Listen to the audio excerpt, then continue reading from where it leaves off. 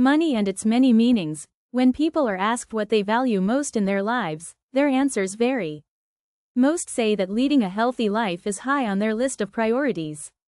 Also, many say that having a job they love is of extreme importance. But what about making money? How important is it in your life? To properly answer this question, you may need to know the true meaning of money. The following 3 stories highlight various meanings of money. Rai of Yap. The island of Yap, located in the Pacific Ocean between Guam and Palau, had been untouched by modern civilization until the 1800s.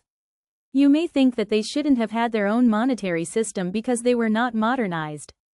However, the people of Yap had a very advanced and well-developed system of money.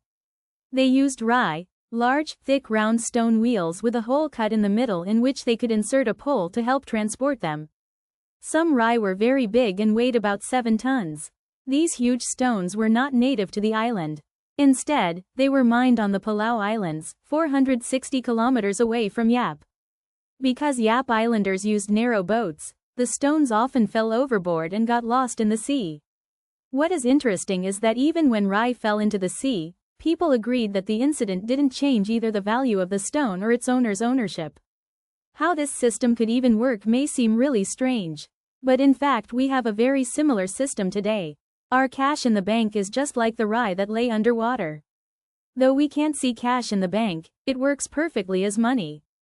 After all, our monetary system is based on credit, just like the rai of Yap. Money that saved a town. In 1932, in the middle of the Great Depression, the town of Wargl, Austria, was suffering from a 35% unemployment rate.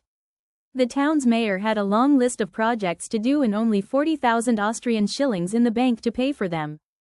Thinking the depression was caused by lack of money circulation, he decided to issue 40,000 shillings worth of Freigeld, a regional currency. Then, the mayor began to use Freigeld to pay for his projects.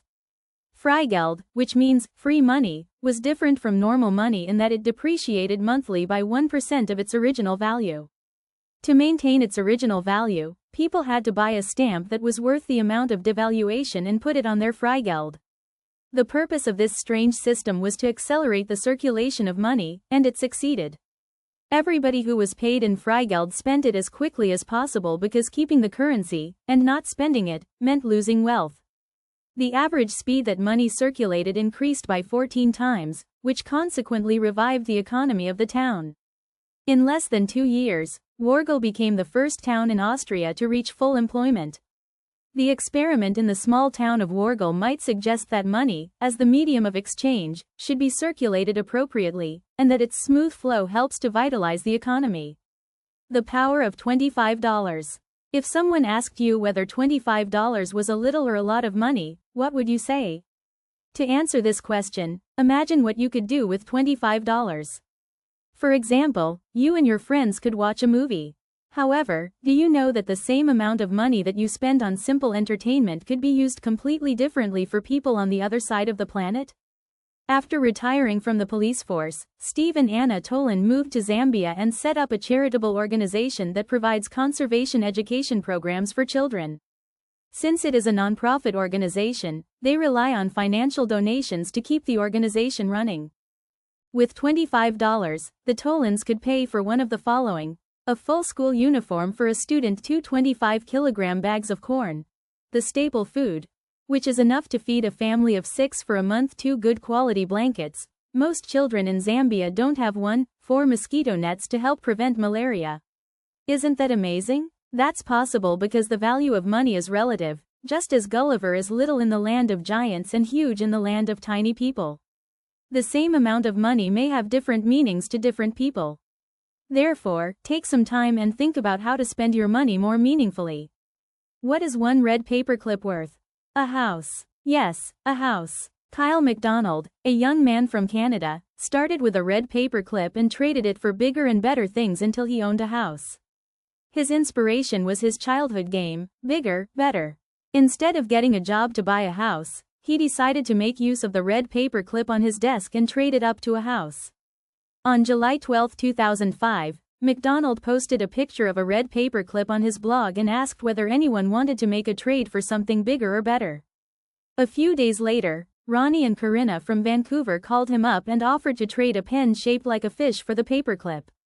Ronnie and Corinna were vegetarians and didn't want to use a pen shaped like a fish. However, they did a lot of paperwork, so they needed a lot of paperclips. So, exchanging their pen for a pretty red paperclip was a win-win situation. That's how the first exchange took place. McDonald traded the red paperclip for a fish-shaped pen. Then, he traded the pen for a doorknob. He kept trading for something bigger or better. McDonald made 14 trades and finally wound up with a house located at 503 Main Street in Kipling, Saskatchewan. What can we learn from this inspirational story? Anything is possible, and all you need to do is to try. This story is not about the paperclip, it is about the human spirit. Do not be afraid of trying and failing. Just the act of trying might be a life-changing step that leads to an amazing journey. If McDonald had not traded away that red paperclip, he would be sitting at his desk, holding a paperclip in his hand, wondering what would happen if he did something with it. But today, he is spending most of his time doing public speaking engagements, publishing books, and inspiring people. Can you imagine this? Just go ahead and chase your dreams. So, what if you fail?